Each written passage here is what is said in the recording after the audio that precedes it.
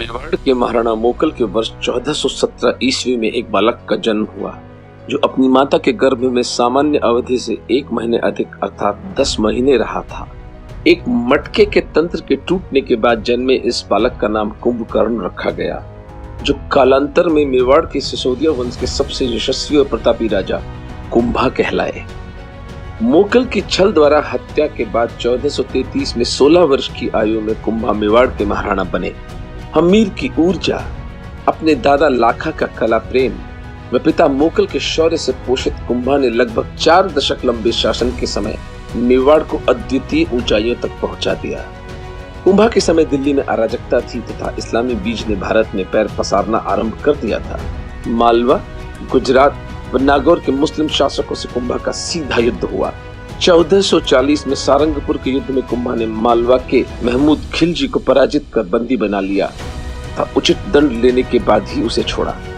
खिलजी ने यद्यपि कुंभा की उदारता का कोई संज्ञान न लिया और आने वाले 2 दशकों में 6 बार मेवाड़ पर आक्रमण किया। गुजरात के कुतुबुद्दीन को इसी प्रकार कुंभा ने पराजित किया। फिर गुजरात व मालवा के बीच चांपानेर की संधि कर मेवाड़ पर संयुक्त आक्रमण किया गया। यशस्वी कुंभा ने दोनों को एक साथ पराजित किया। इसके बाद कुंभा ने नागौर के शासक शम्स खान को नागौर से खदेड़कर वहां हिंदू सामंत को विराजमान किया। इस प्रकार इन महाराणा ने 56 युद्ध लड़े तथा एक में भी पराजित नहीं हुए और इतने युद्ध लड़ते हुए ये महाराणा साहित्य व स्थापत्य के कीर्तिमान भी स्थापित करते रहे। कुंभा ने सारंगपुर की विजय के उपलक्ष्य में विजय स्तंभ का निर्माण किया, जो कि स्थापत्य कला का एक अद्वितीय नमूना है और मेवाड़ में आज भी खड़ा है। मेवाड़ में 32 दुर्ग बनवाए, जिनमें कुंभलगढ़ सबसे विलक्षण है। चीन की दीवार के बाद कुंभलगढ़ की दीवार ही सबसे लंबी व विराट मानी जाती है।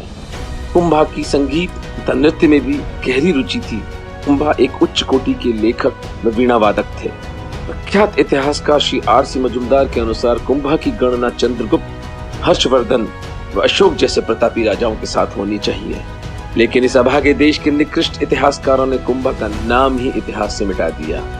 यह पुस्तक कुंभा के साथ हुए अन्याय का प्रतिकार करने का एक लघु प्रयास है। पढ़ें और जानें कि सिसोदिया वंश के इन महाराणा ने अपने अदम्य साहस व अथक परिश्रम से किस प्रकार सत्य सनातन हिंदू धर्म को ऐश्वर्य व सुरक्षा दी और इस्लामी आक्रांताओं को धूल चटाई। हर हर महादेव।